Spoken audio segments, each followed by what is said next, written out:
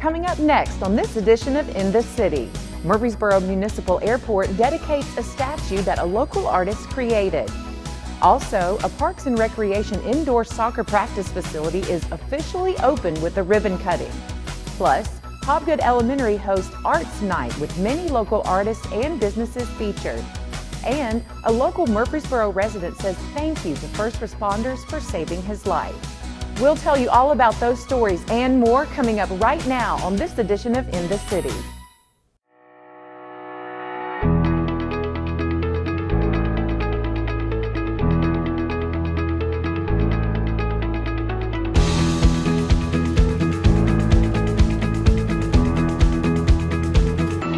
Welcome to another edition of In the City, your source for what's happening right here in the city of Murfreesboro. I'm Michael Linn White.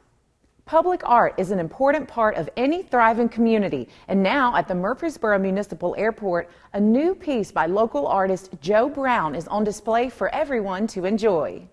Today is a dedication of the sculpture that I made for the airport via the generous donation of the Experience Church in Murfreesboro. But you see our new terminal here. The process of getting an art installation started back in 2019, and once the new terminal was built, Brown was ready to get to work. And once I saw the completed space, then I had a much better idea of what I felt would fit here. Because until then, I didn't know what the space was going to look like, so it was kind of challenging to develop a piece of art for it. He drew inspiration for the design from several places. We're at the airport. I've always liked the Olympics. I thought of this cauldron idea, and I thought, well, maybe I can develop this thing of a cauldron with the compass rose at the centerpiece at the top. Kind of had this. I've always liked the Olympics. The four words engraved, preparation, direction, dedication, and purpose, are meant to inspire, and they also hold a deeper meaning. I was trying to think of words that a pilot would relate to, somebody who's flying, or even if you're not the pilot, even if you're just taking a trip, you've got those. And it also kind of had a dual meaning. It can also kind of have a life message in there, that as you're preparing, as you're going through life, you're going to think about what direction am I going, how am I going to prepare for the ultimate destination. All those type of things came into play. Aviation and the Murfreesboro Airport have been a part of Brown's life for many years, and yet another reason this project means so much. I took my first airplane ride at this airport. So there's just a real deep connection here from 1969 when I took my first airplane ride. And my son-in-law was involved here with civil aviation things back in his high school days. And I've just always loved the airport. I thought it's always an important part of our community. And so I said, this would be a great place, and I would just love to be a part of it. The Murfreesboro Airport brings in millions of dollars to our local economy. And with that type of traffic, having this beautiful piece of art to greet guests and locals is something very special. A new indoor soccer practice facility recently opened at Siegel Soccer Complex. This 111,000 square foot structure is all turf and will be able to be used year-round. The Murfreesboro City Council has significantly invested to make the city a destination for soccer development. The conversion of grass fields to turf fields has begun at Siegel Soccer Complex, as well as the brand new indoor practice facility. We were there for the momentous ribbon cutting.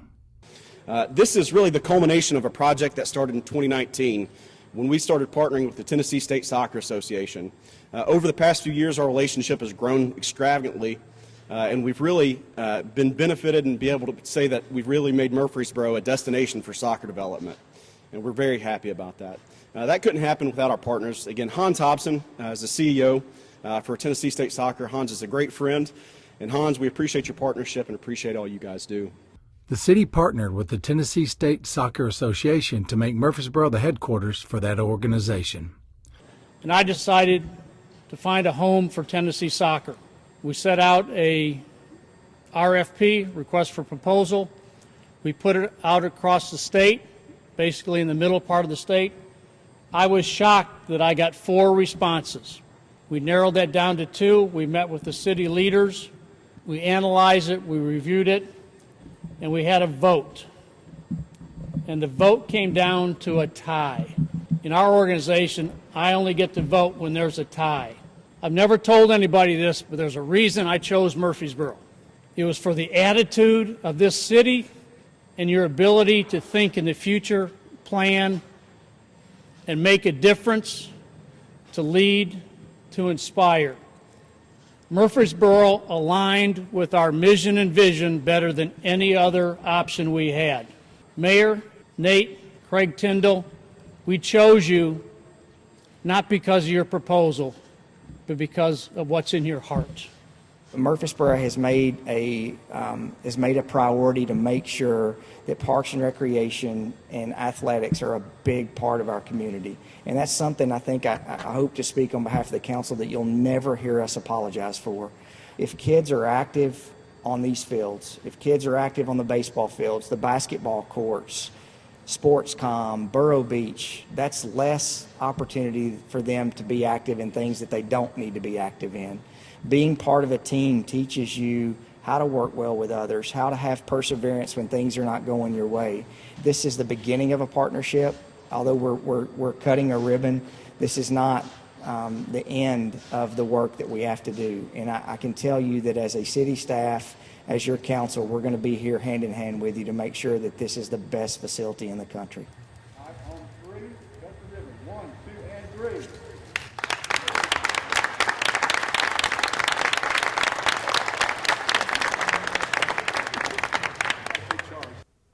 25 different local artists came to Hobgood Elementary School to introduce kids to different styles of art. During the year, Hobgood Elementary has many exciting events for their students. Art teacher Dee Dee Potter tells us about her favorite. Hi, my name is Dee Dee Potter, and I am the art teacher here at Hobgood Elementary. Tonight is our Hobgood Night of the Arts. We have around 25 different venues and artists, from painters to stationary artists to jewelry to a lot of different art activities. We have cookie artist Jenny J's Cookies, and she is having the kids create their own cookies and paint them, and she's showing them how to do that. I also have Ryan Frizzell and Megan Arms, and they are bringing their version of kind of a graffiti art and comic book art and sharing that with the students. We have some abstract art as well as different teachers that are in Murfreesboro City Schools that have brought their wares to share and show how they create those. A lot of them are doing demonstrations so the kids can see that. A lot of the different artists also have activities set up for free for the kids to do as well. And the kids kind of enjoy being able to see the art and the artists and talk to them, ask questions that they might not normally get an opportunity to do out in the community. So we bring the community here to Hobgood. Arts Night features several new artists this year, including a familiar face to Murfreesboro City Schools. Some of my new artists this year, I have Evelyn Burnett, who was an art teacher over at Bradley, and now she's in Nashville, and she's making it as an artist. A new artist that we have this year is we have Greg Lanham, and Greg Lanham does caricatures as well as some fabulous Dolly Partons and Johnny Cash. One of our new vendors this time is May Moonshine. She's an artist. She has created her own book about a cat, and she's sharing those illustrations with our children here. We also have an MTSU student here, Mary Morris, who is doing a creative hand with the students, and then she's going to turn that into a butterfly that's going to hang in our cafeteria. We also have Caitlin McGrath at Cheekwood, and she's here tonight to share an art activity with the students to kind of introduce them to what Cheekwood is all about. Academically, art improves verbal, reading, and math skills, but it also helps with the students' social and emotional development. I think art is crucial to our students. It enables kids to be creative. It gives them the opportunity for an outlet. It helps develop emotional support. Having that success in their life and being able to learn about new artists and try new and different things, it's so important. Arts Night is a student favorite event at Hobgood, and Dee Dee hopes to bring in even more local artists next year. I think this fair is hugely important because it brings art to the community and Middle Tennessee and brings it right here to Hobgood so it's accessible to our students. And my artists enjoy interacting with the kids where they might not get that on a daily basis. My teachers enjoy it, my parents enjoy it, my kids enjoy it. I think that it's always so much fun and it's never enough time to see and do everything. Stanley Taubman suffered a severe heart attack at his home a year and a half ago and was given a 5% chance of living. He visits a Murfreesboro Fire Rescue Station to say thank you to first responders who saved his life. All of us sometimes miss the opportunity to say thank you to people that come into our lives. It took one Murfreesboro resident a year and a half to organize a proper thank you to first responders. I don't know how to say thank you. I mean, how many ways can you say thank you? You think you're happy seeing them? They are so happy to find out what became of me. In October 2021, Stanley suffered a major heart attack in his home. First on the scene was the Murfreesboro Fire Rescue Department. The fire rescue truck was there within 3 minutes. The response time was unbelievable. And by the time they screeched their tires to a halt, the ambulance showed up behind them. He took one breath when we were there, his last diagonal breath, and he was pulseless, so he was completely unresponsive. It felt like it was forever. At least 10 minutes worth of chest compressions on him.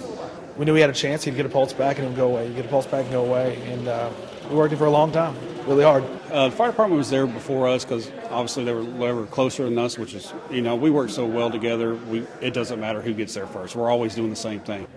The job of first responders is to take control of the scene, and Joan made a point to thank one of the paramedics for doing just that. You remember yelling at me? I don't, but I'm good at that, so I believe you will. I was actually flatlined and, to put it easily, dead for probably about 5-10 minutes. We had to shock him 5 times with the defibrillators. The medics could have called it, but we knew he had a shot. We knew it wasn't great.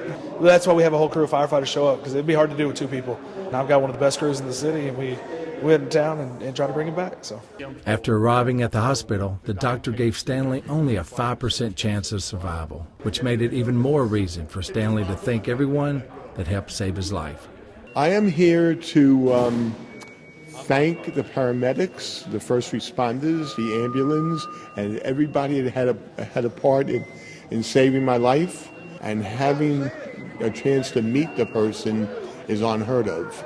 We never really get to meet the people that we help, and so it's so cool to see them have a quality of life, walking around talking to us, give us a hug. It's a very unique experience. It's the whole reason we took the job, right? You see a lot of bad stuff, but we get to bring a couple back and get to meet them, and it makes it all worth it. We always get left wondering whatever happened to him. And so today was actually very, very nice and very good for us as well, and for me to actually see somebody that we worked so hard to bring back and to save. At the top of the list of thank yous was the fire rescue employee that prayed with Joan after Stanley was sent to the hospital. That was you. You get another mistake. I remember that moment like you wouldn't believe. That moment was like unbelievable. I walked out, and we weren't sure if he was going to make it, and I saw his wife and his son standing there, and they were trying to come in the ambulance entrance, and I said, hey, I'm going to take you around to where you need to go, but I said, do you mind if I pray with you? And I just stopped, and I said a prayer with him for a minute, and it had a good outcome, so I think it's part of God's plan. So your prayer freaking works. A message to everybody: take a CPR class. I took a class 40 years ago. By the time I started doing them, the team was in the house. Thank you. That's all we can say. We just got to say thank you. As part of the monthly toddler events at Patterson Park, Dr. Seuss is celebrated with books, activities, and more. Each month, there's a different theme to engage the kids and their parents for fun and learning. This iconic children's author is celebrated at Patterson Park. MGL Library read a Dr. Seuss book. The kids did some activities. We had some games and crafts. As part of the toddler series, each month at Patterson Park there is something new for the kids. We try to do one once a month during the school year. We try to do a different theme every month for the kiddos. And the main reason to do it is just to give parents and kids something to do, come out the house and just have a good time. and learn a few things while you're doing it. With more demand, the program is growing and partnering with different organizations. So the program is growing, and I'm loving the fact that we are partnering with other agencies and other groups in the community. Today we had Head Start come and talk about their program, and we're also going to start having the Discovery Center hopefully come, and we're just enjoying partnering with our community partners. There's always something fun happening at Patterson Park for all ages. Check out murfreesboroparks.com for a schedule of events. Wheelchair-bound residents are able to better enjoy Parks and Recreation's outdoor environmental programming with this customized cart. The City of Murfreesboro received a grant for a wheelchair-accessible shuttle that will aid individuals with mobility challenges. The grant stipulates that the shuttle will be used for public land outdoor programs for visitors of all abilities, with their families and friends. Murfreesboro Parks and Recreation's Outdoor Murfreesboro will now be able to better include individuals with their programs or just schedule rides into the great outdoors. I caught up with the park staff when they were doing some training on the new equipment. Today was our training day to see how accessible it is for everybody to get up. So we were able to use our volunteer, Mr. Walter, and he was very happy to be a part of this today. But he was able to be ratchet strapped into the cart, and we went up to the river overlook, and just like you mentioned, it was a beautiful day. So we went over, saw the waterfall that we have down there, and it's a really nice place to just enjoy nature and being part of the park. We do have paved trails to the river. However, it is about a mile hike to the river just as is. So if you can imagine having to accompany your family member in a wheelchair, that might get a little taxing on you. So this is a great tool for the community to have everybody in their family enjoy it, regardless if they're in a wheelchair or not. It's a smooth ride, it's very quiet, and typically when people come onto the buggy, we'll have a staff guided by one of Barfield's parks or by Natural Resources. We'll be able to stop along the way and talk to people about nature, maybe what we see, maybe some really cool spots for animals, and definitely the river overlook. That's probably the coolest place where we get to talk about amphibians and life cycles and stuff. The plan is to have a pre-registration kind of system. Families can reserve the buggy for a day or for an outing. We can use it on the greenways and any kind of events that have hiking as well. The mission at Outdoor Murfreesboro is to connect people to the natural world, and it's important individuals with limitations be able to enjoy Murfreesboro's beautiful parks with friends and family. If you're a young person and need a great summer job, the Murfreesboro Parks and Recreation Department has a great opportunity in this edition of Welcome to Our World.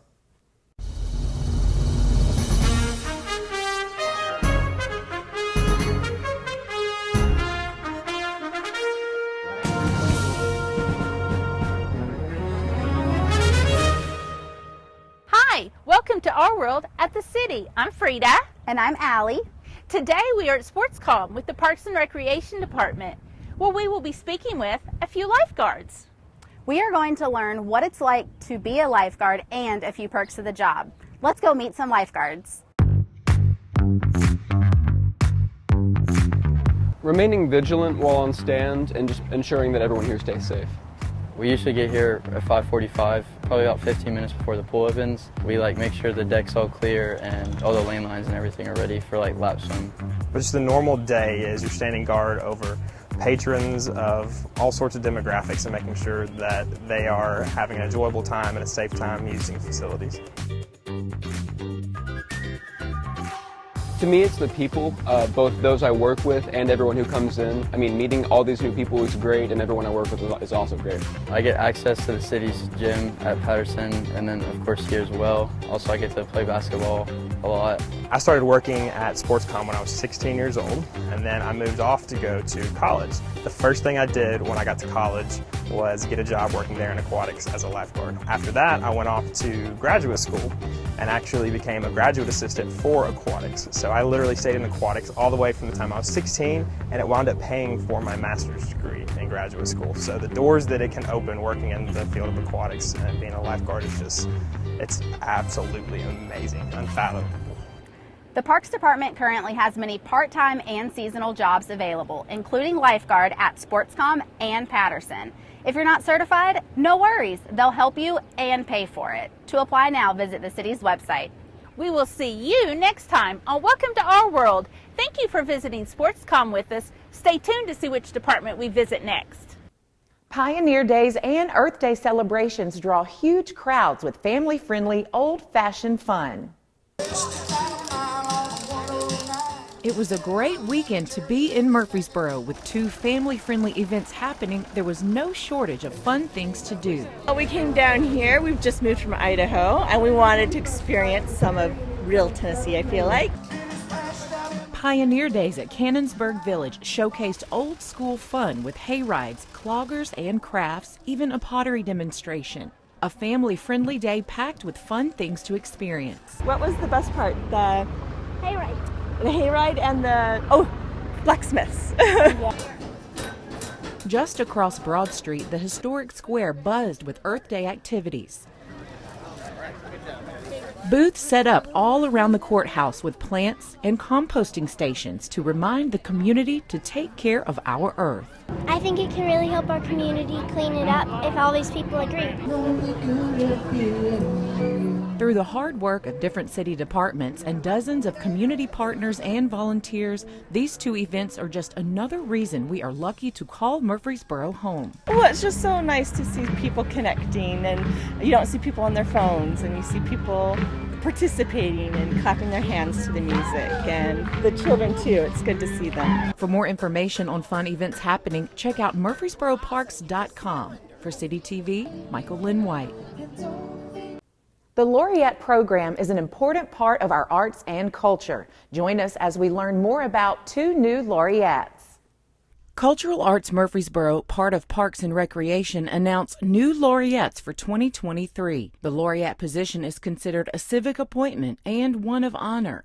Let's meet and get to know a little more about this year's laureates. Forged her life out of the Great Depression. This year's Performing Arts Laureate is Murfreesboro native Kara Kemp. Kemp is deeply involved in the arts community and has a great passion to encourage others to express themselves. I have about 30 years experience in the performing arts. It has been an eclectic career. I started out in Knoxville. I was a theater major who then started a theater company, a nonprofit grassroots theater company. After a move to LA and traveling around with bands, she found her way back home. When I moved back to Murfreesboro about 15 years ago, I wanted to be able to reestablish myself in the arts here. So I started doing things with community theater and then started producing my own stage with storytelling and art. Kemp hosts Bloom Stage, an interactive show with art, music, and spoken word, all performed by people from our community. Mike James is the 2023 Poet Laureate. I started writing poetry when I was 15. I can't paint, I can't dance, not a very good football player. So it was really one of those things that because I've always loved to read, the reading naturally, or in my case, led to writing. James says he's been writing every day for the last 37 years. Growing up in South Carolina and inspired by James Dickey, James is still inspired by poets he grew up reading. Some of the poets that I fell in love with then that I'm still in love with are Robert Lowell and Amiri Baraka, James Dickey, Ezra Pound, a lot of the old guys that have really stayed with me. James has several things he wants to accomplish in his position. I really want to raise the profile of the literary arts within the Murfreesboro community. And I think one of the ways that I can do that is bringing in some poets, because I know literally 100 poets from around the country. That's something I would like to do. Along the same lines, there's been a lot of focus in some laureate positions really on getting people to write more. I'm a big proponent of getting people to read more. There's plenty of bad writing in the universe, and I'm a big believer of what the Nobel laureate Saul Bellows said, that a writer is just a reader moved to emulate. And it's really one of those things that between iPhones and everything else, a lot of people don't really slow down for the written word. James is passionate about the arts and says it makes for a more cohesive community. In World War II, when Winston Churchill was Prime Minister of Great Britain, they asked him about cutting the arts budget because they were fighting the Nazis. And Churchill said, but what are we fighting for if we cut the arts? And that's really how I view the arts within the community, that it's not what you need to live by eating, by breathing, but they're what sustain us. And whether that is, you're reading Robert Frost or you're watching a Stallone film, whether it's high art or low art, they're all things which strike us emotionally. And I think the arts are really what keep us going and connect us to the world. And I think that we've lost a lot of connectivity in the last few years between COVID and everything else. And that's just one way to build a greater community. The Cultural Arts Laureate program was founded with the intent to give experienced individual artists an opportunity to share their talents with the community.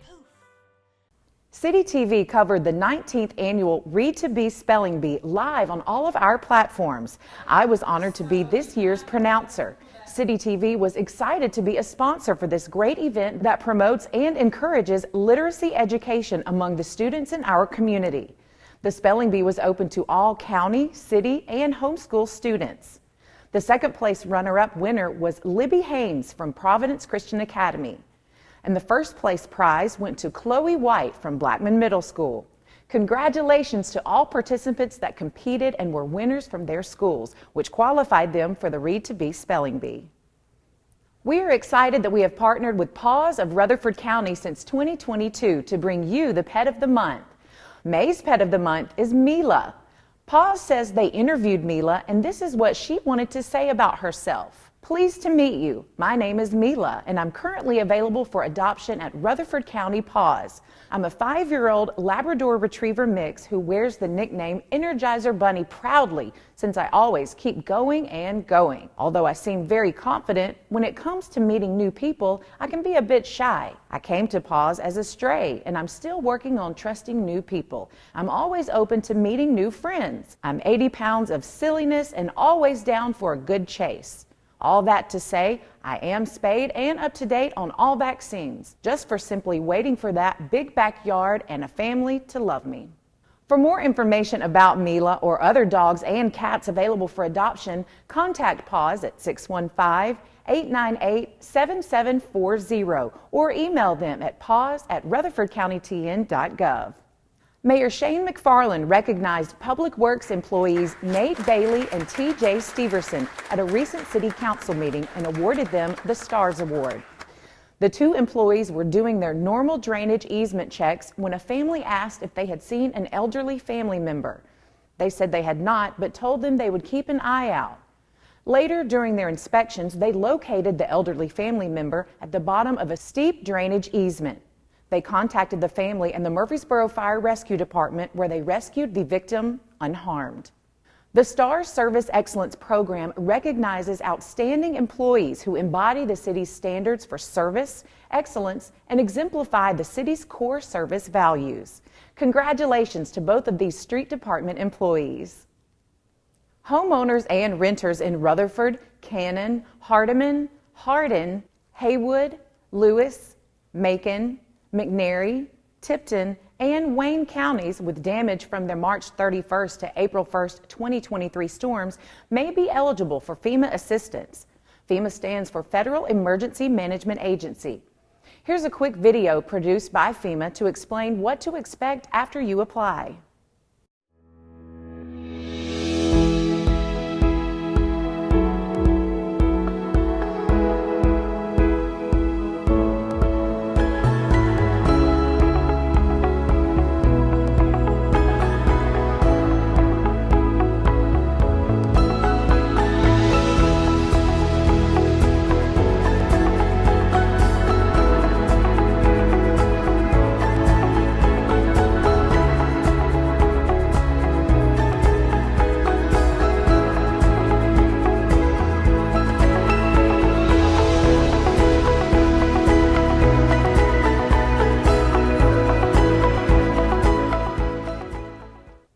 You can apply online at disasterassistance.gov or call the FEMA helpline at 1-800-621-3362.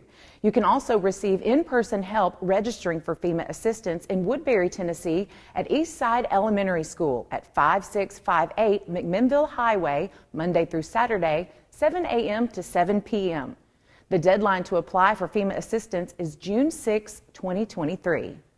Well, that's it for this edition of In the City. As always, for more information about the City of Murfreesboro or any of the stories you've seen here, you can always visit our website at www.murfreesborotn.gov. And if you want to see any of the stories that you've seen today or catch up on some of the latest city news, you can always visit the City of Murfreesboro's YouTube channel. I'm Michael Linn White, and until next time, we look forward to seeing you in this city.